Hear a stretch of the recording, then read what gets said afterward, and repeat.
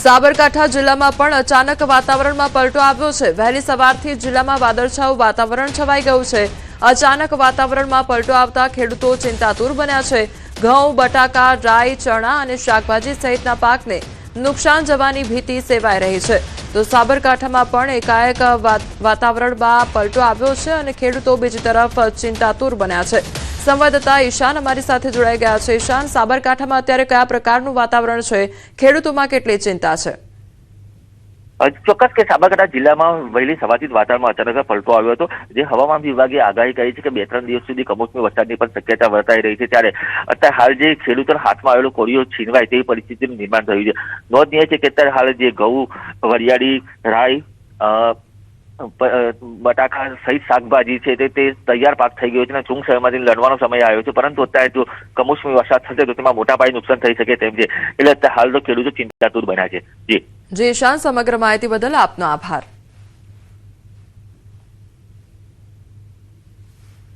તો આ તરફ મહેસાણામાં પણ વાતાવરણમાં પલટો જોવા મળી રહ્યો છે। મહેસાણા શહેરમાં વાદળો છવાઈ ગયા છે।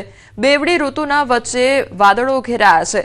વાતાવરણ બદલાતા ખેડૂતોના તૈયાર પાક પર ખતરો મંડરાઈ રહ્યો છે। તો ખેડૂતોમાં પણ ચિંતા સતાવી રહી છે। આગામી સમયમાં હજુ પણ વાતાવરણમાં પલટો જોવા મળી શકે છે, તો વરસાદને લઈને પણ આગાહી કરવામાં આવી છે।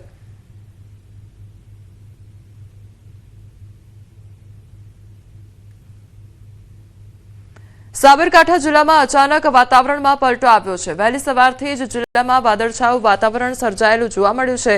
અચાનક વાતાવરણમાં પલટો આવતા ખેડૂતો ચિંતાતુર બની ગયા છે। ઘઉં, બટાકા, રાઈ, ચણા અને શાકભાજી સહિતના પાકને નુકસાન જવાની ભીતિ સેવાઈ રહી છે। તો અરવલ્લી જિલ્લામાં અચાનક વાતાવરણમાં પલટો જોવા મળ્યો છે। ધનસુરા પંથકમાં સિસ્ટમ સક્રિય થતા વરસાદી છાંટા પડ્યા હતા, જ્યારે મોડાસા શહેર સહિત આસપાસના વિસ્તારોમાં વાદળછાયું વાતાવરણ છવાયું છે।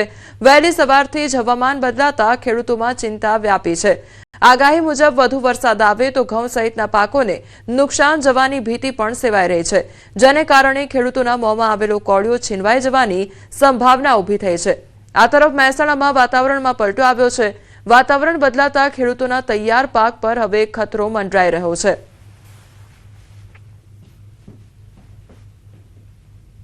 સમાચારમાં આગળ વાત કરીશું બુલડોઝર ગર્જના અને ડિમોલિશનના દર્દ વિશે।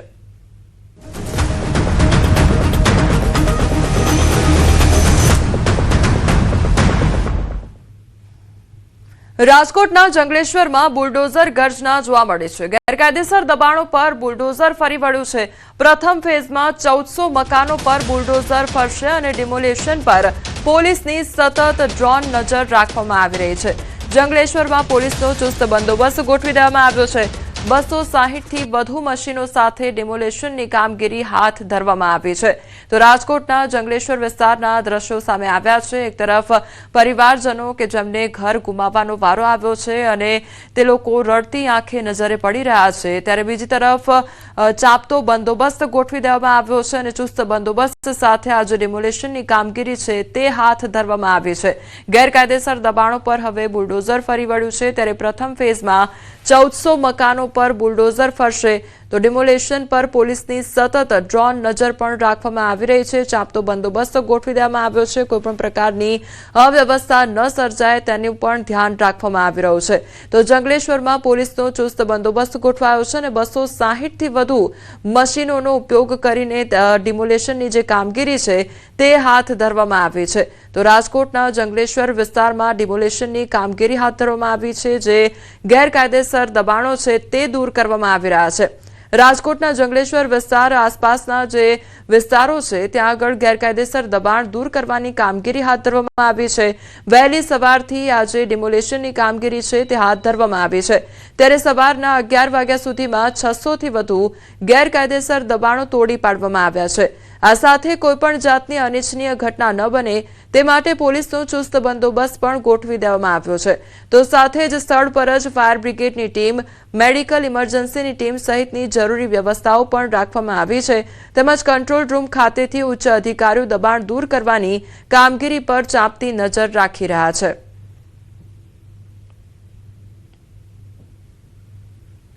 રાજકોટ શહેરમાં ત્યારે ડિમોલિશનની પ્રક્રિયા ચાલી રહી છે, ત્યારે અત્યારે જે છે બાંધકામો પણ જે પાડવામાં આવી રહ્યા છે, આપ દ્રશ્યોમાં પણ જોઈ શકો છો કે જે રીતના અહીંયા જે છે એ એક બાદ એક મકાન છે તે ધરાશય થઈ રહ્યા છે.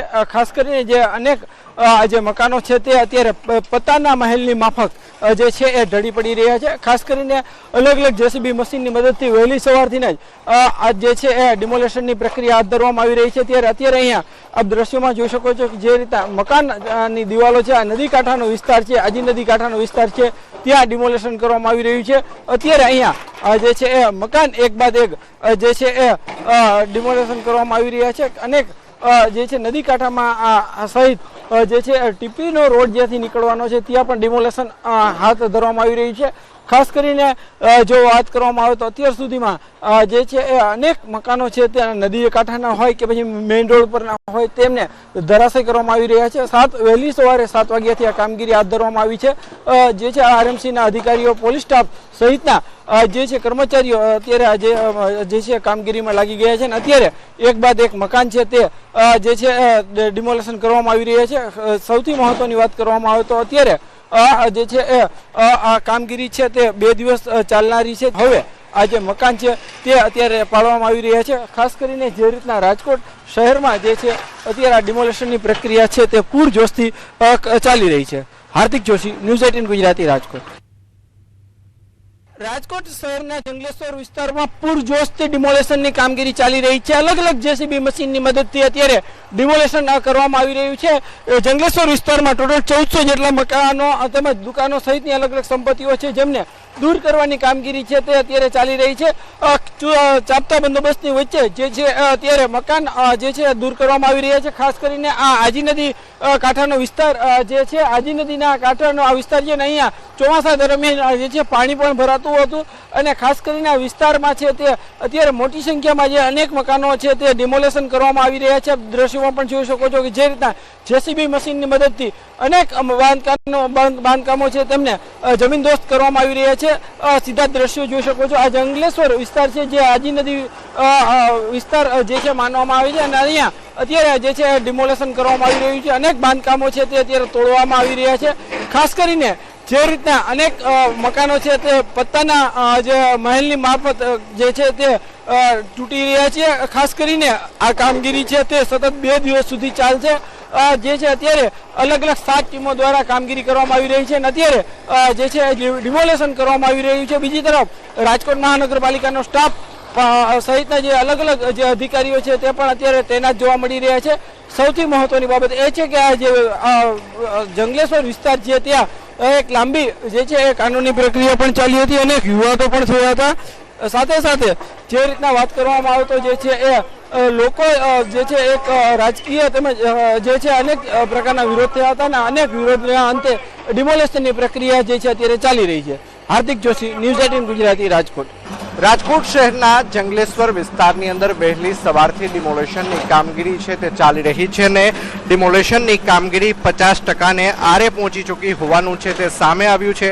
હાલ અત્યારે અમે આપને જે દ્રશ્યો છે બતાવી રહ્યા છીએ, આ દ્રશ્યો છે જંગલેશ્વર વિસ્તારના રજાનગર વિસ્તારના દ્રશ્યો છે કે જ્યાં ચિસ્તિયા ચોકની આસપાસ જેટલા ગેરકાયદેસર દબાણો જે વર્ષોથી બનાવવામાં આવ્યા હતા, લોકોએ પોતાના ઘર બનાવ્યા હતા, સાથોસાથ દુકાનો છે તે પણ બનાવવામાં આવી હતી. હાલ આ તમામને તોડી પાડવાની કામગીરી છે તે હાલ અત્યારે કરવામાં આવી રહી છે. દ્રશ્યોમાં પણ જોઈ શકાય છે કે કઈ રીતે એક બાદ એક ગેરકાયદેસર જે દબાણો છે તેનો કુડસલો છે તે ખાસ કરીને બોલાવવામાં આવી રહ્યું છે. જેસીબી છે, ક્રેન સહિતના જે વાહનો છે તેની મદદથી હાલ તમામ જે ગેરકાયદેસર દબાણો છે તે હાલ અત્યારે તોડી પાડવામાં આવી રહ્યા છે. પત્તાની જેમ આ તમામ જે બાંધકામો છે તે એક બાદ એક નીચે તૂટી પડી રહ્યા હોવાનું છે તે સામે આવ્યું છે.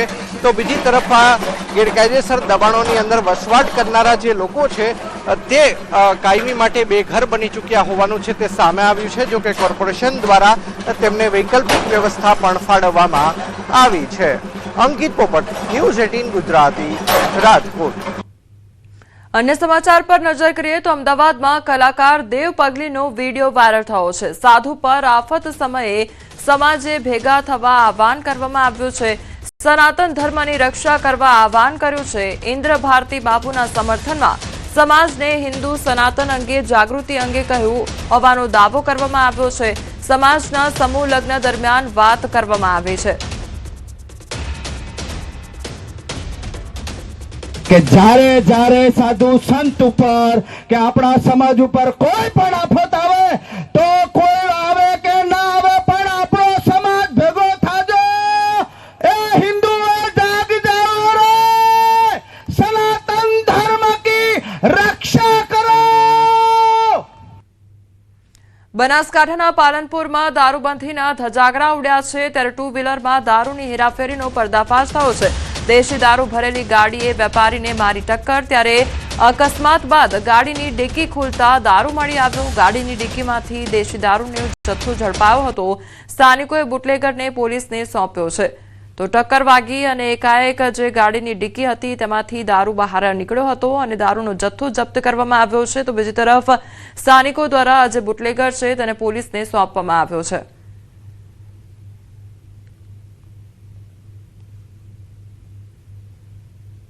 સાવરકુંડલા તાલુકાના દેતડ ગામે લોકોએ બેફામ દારૂના વેચાણથી હવે ત્રાસી ગયા છે। કંટાળેલા સ્થાનિકોએ સાવરકુંડલા રૂરલ પોલીસ સ્ટેશનનો ઘેરાવ કર્યો હતો।